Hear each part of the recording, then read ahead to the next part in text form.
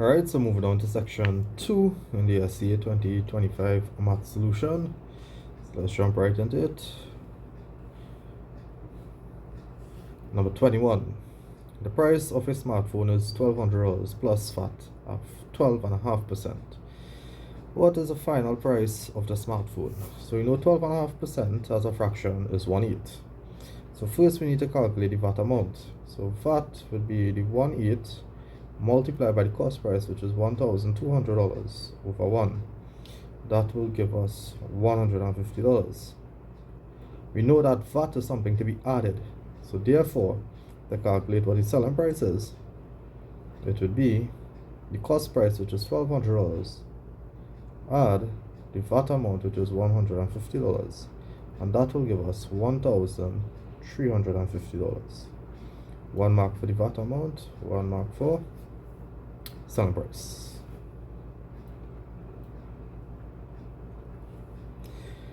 The list of ingredients for 10 cookies is shown below. They give the ingredients. They say Kamani wants to make 12 cookies. How much flour? So we're looking at the flour here now. Is what you need.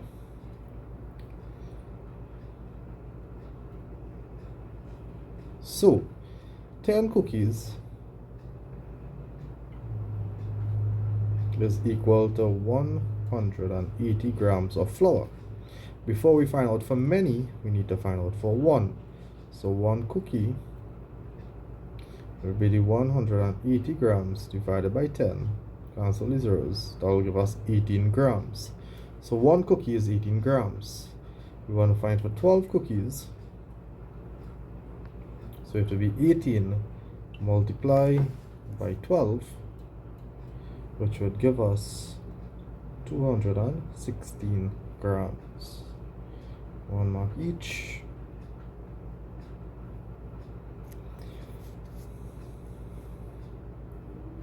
Number 23. Complete the shopping bill shown below. So we have donuts, unit price missing, the total missing. So first we need to find out the total. So to calculate the total for donuts, it will be from the total, which is $79. We take away the sum of the known values, which is the $10 plus the $27. So that is $79 take away $37, which is equal to $42.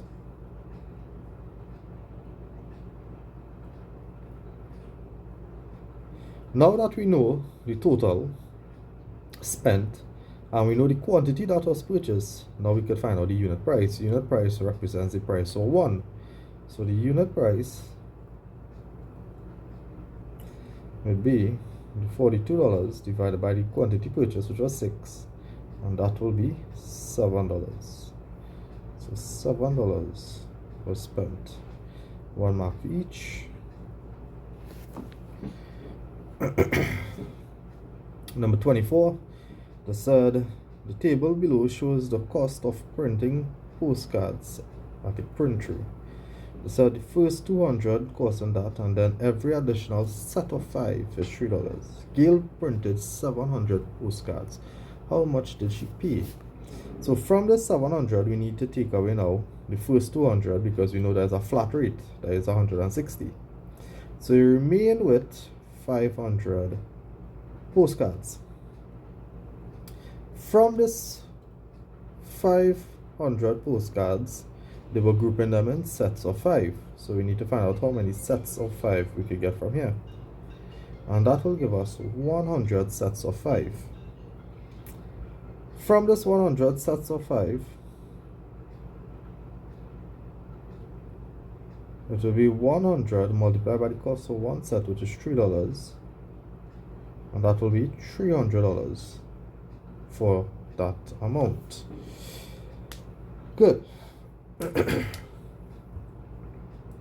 Now we want to calculate how much she had to pay in total. So total will be the $300 plus for the first 200, which is $160, and that will give us $460.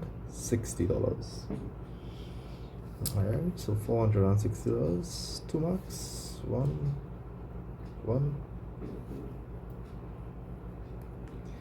Number 25, Nick has 4 boxes of balloons. Each box contains 108 balloons.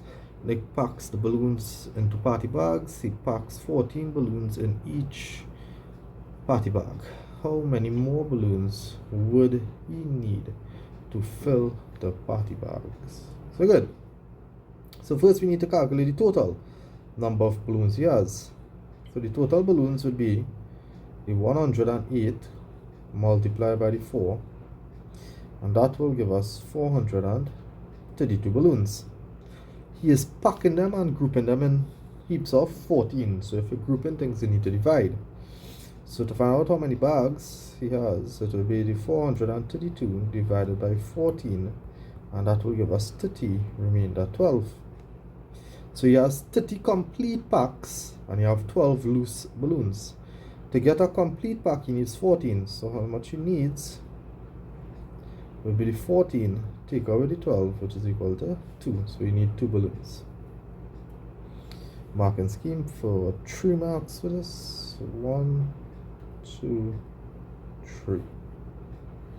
Number 26, they said a number pattern is shown below. The 5th element is not shown. Draw the 5th element and describe the pattern. So we realize that the pattern is decreasing. So we have 1, 2, 3, 4, 5, 6, 7. 1, 2, 3, 4, 5, 6. So 7 rows, 6 columns. 1, 2, 3, 4, 5, 6.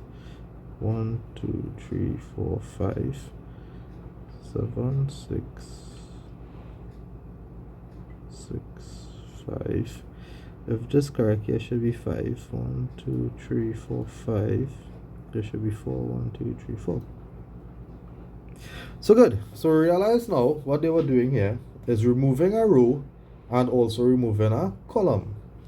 So based on this information, here would be 3 by 4, and the next one would be 3 by 2. So 3, 1, 2, 1, 2, 3 by 1, 2. So 3 by 2, right? And the pattern was formed by removing 1 row and 1 column.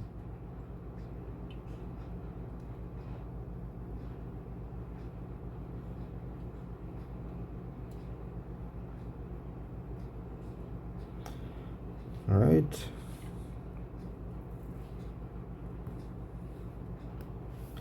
Number 27, the cost of 1 table and 4 chairs is $280. The cost of 1 table is 3 times the cost of a chair.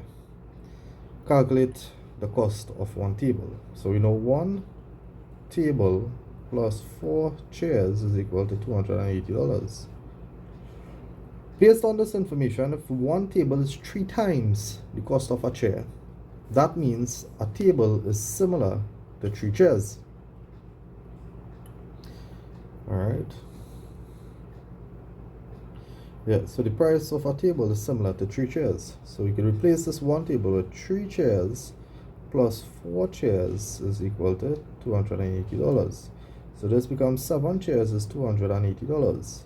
So 1 chair is equal to $280 divided by 7, which is equal to $40. So 1 chair is $40. They want to know the cost of a table. So 1 table was 3 times the cost of a chair. So it should be 3 times the cost of a chair, which is 40, which is $120.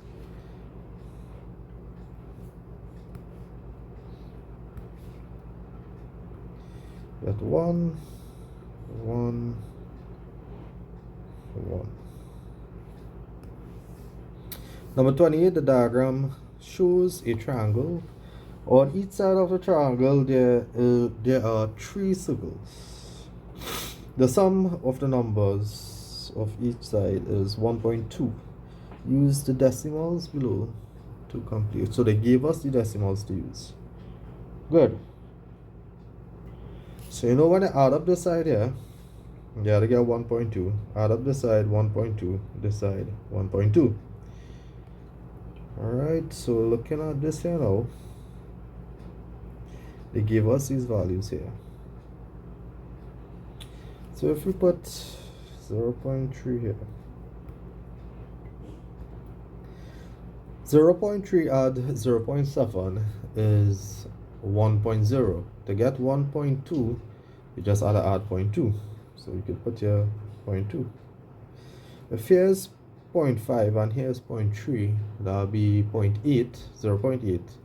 To get 1.2, we need to add 0.4. We have a 0.4 here. 0.4 add 0.2 is 0.6. So therefore to get 1.2, it will be add 0.6. We have a 0.6 here. So good. So you got 1 mark for this row, 1 mark for this row, 1 mark for this row. Nice. Number 29. Number 29 states, the clock below shows the time Aliyah arrived at the mall. The journey from home to the mall took 25 minutes. So this here shows the arrival time. I want to know the time that she left home. So therefore, you count backwards. So this here we know is 3:05. So 3:05, take away 25 minutes. And that will give us 2:40. Instead of even doing calculations like this, we could have just simply counted backwards.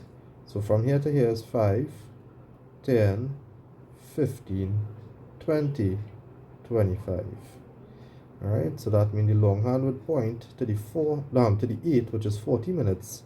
It is on the 2 section of the clock. So therefore it would be 20 minutes to the hour, which would be 3. So it would be 2:40. Alright, 20 minutes to 3. You could even write it in words because it didn't specify to put it in digital notation. Alright. Number 30. 2 identical pieces of cardboard were stuck together as shown below. The length of the overlapping portion is 40 centimeters. What was the length of each piece of cardboard before they were stuck together? So one we know is identical, meaning both of them are the same. And then it overlap. So if it overlap onto one another, we need to stretch it out basically to find out the total length when it is side by side. Alright. So you need to think about it as you stretch it out. So it was overlapping like this. But now you're pulling this piece back out. So it can be side to side now. So that way you can get the total length. So first to calculate the total length, it will be the 130 add the portion that was overlapped, which was 40 centimeters. And that will give us 170 centimeters. So we know the whole length now, when it is side by side, is 170 centimeters. From this information now, we know it is identical. So one cardboard would be the 170 centimeters divided by 2. And that will give us 85 centimeters. 85 centimeters. So one would be 85 centimeters. So you get 1 mark for total length, 1 mark for length of 1. Oh, 2 marks to this one, you'll get 2 marks for just getting this final answer.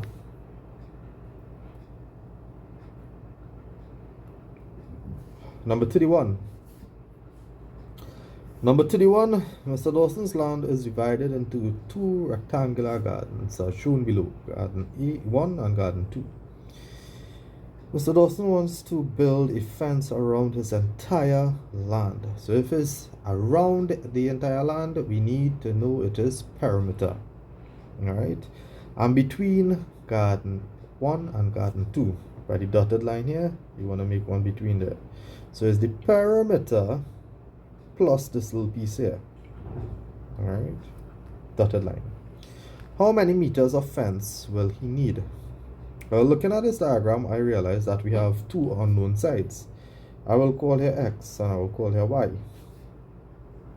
We realize that x is a horizontal line, so therefore we only look at the horizontal values or the other horizontal lines, which would be the 100 and the 65. Thinking about it like this now, we know from here to here would be 100, because from here to here is 100. If from here to here is 65, the remainder would make up this x here. So to calculate for x, it would be the 100 meters, take away the 65 meters, and that would give us 35 meters. Now y is a vertical line, so therefore we only look at the vertical values, the ones going like this, which would be the 60 and the 40. We know from the top here to the bottom here would also be 60, because it's parallel lines. Alright, and equal. And we know from this point to this point here, this dotted part here is 40. So the remainder would be y to make up the 60. So it will be 60 meters, take away the 40 meters to give us 20 meters. And that will give us y. So now we just need to calculate the total length of wire. We need to calculate the perimeter figure, which is the distance around, plus this 40 in the side, inside here, which is the dotted line. So the length that is needed would be, I like to add in a clockwise direction to make sure I don't miss out any. So 35 plus 20 plus 65 plus 40 plus 100 plus 60 plus the 40 inside here. Alright, and that should give us a total of 360 meters. 3 marks, 1 mark each for calculating the unknown sides, and then 1 mark for the total length. Number 32, two containers A and B are shown below. Container A is a cube and container B is a cuboid. The said container A is completely filled with water and container B is empty. The water from container A is poured into container B. What is the height of the water in container B? So good. So basically, they're telling you the volume of water in container A was poured out into container B. So that means this volume here would work with the volume. The volume of the cube is equal to the volume of the cuboid, based on what they're trying to say. So first we need to calculate the volume of the cube. So volume of cube is side times side times side, which is equal to 8 times 8 times 8, which is equal to 512 centimeters cubed. So we know this volume here is the same as this volume here. So now that we know the volume of B, we could find the height based on the formula. So height is equal to volume divided by length by width. Volume is 512 centimeters cubed divided by the length, which is 16 centimeters, multiplied by the width, which is equal to 8 centimeters. And that will give us 4 centimeters. So the height would be 4 centimeters. This is with 3 marks. 1, 2, 3. We said an incomplete 5-sided shape pentagon ABCDE is shown on the grid below. 3 sides of the shape are shown. Good. The completed shape must have 3 right angles. So we have one here, we have one here, so we need to form the next one. Alright, and we need to have the final point E. Alright, because we are ABCD, So the next point would be E. So good. So to complete the shape now, we need to have one point which is E. That is where the two lines will meet, and it needs to have 5 sides, and it also has to have a right angle. So looking at this, 1, 2, 3, 4, 5, 6. The distance from here is 1, 2, 3, 4, 5, 6. Good. 1, 2, 3.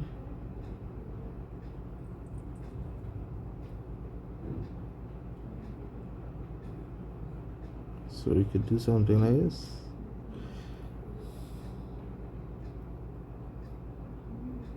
This here is the right angle right here.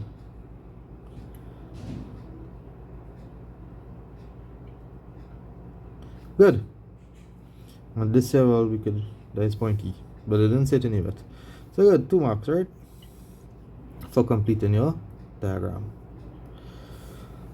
Number 34, state one similarity and one difference between a square and a rhombus. A similarity is both are quadrilaterals. Alright, a difference is square has 4 lines of symmetry, rhombus has 2 lines of symmetry. Another difference could be a square has all right angles, whereas rhombus has 2 obtuse and 2 acute. Yeah, and you will probably have others. Alright, so you get 1 mark for each. Okay. Number 35, the pictograph below represents storybooks owned by 3 students. Amadi owns 15 more books than Zara. How many books does Ibi own? So based on the images here now, we realize that Amani has 3 extra books than Zara. And this 3 extra images here is the 15 more. So we know 3 books or 3 pictures is equal to 15. So one of this picture will be the 15 divided by 3, which is equal to 5 books. So one of this graphic here represents 5 books. So I want to know for Ibi. This is 1, 2, 3, 4, 5, 6 books here now. Multiply by the number of, well, 6 pictures multiplied by the number of 1 picture, which is 5. And that will be 30 books. 1 mark for finding out for 1 mark for finding out for Ibi. Asha's mean score on 2 tests are 54. Her score on the first test is 12 less than her score on the second. What was her score on the first test? Whenever we need to find for an unknown, we always find for the sum. And then reading this question, one has more than the other, so we know it's unequal sharing also. So it mixed with statistics and the unequal sharing there, right? Average and unequal sharing. So let's first find out the total. To find out the total, when given the number of numbers and the mean, we take the mean and multiply by the number of numbers, which is 54 multiplied by 2, which is 108. From here now, we know when I add up the 2 tests, I get a total of 108. We have 2 tests. We have test 1, we have test 2. It said her score on the first test was 12 less than the second. So if the first one is 12 less than the second, that means the second one have 12 more marks than the first. Alright, so that means the second one has 12 more than the first, and I wanted to just find out for the first. So we could use our normal unequal sharing method. So from the total, we take away the 12 extra that test 2 has, and that will leave us with 96. And this 96 now we will divide that between 2 tests, test 1 and test 2, and that will give us 48. So that means test 1, or the first test, is 48. Alright, 3 marks, 1, 2, 3.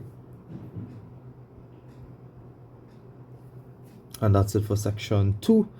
We'll continue with section 3 on another video.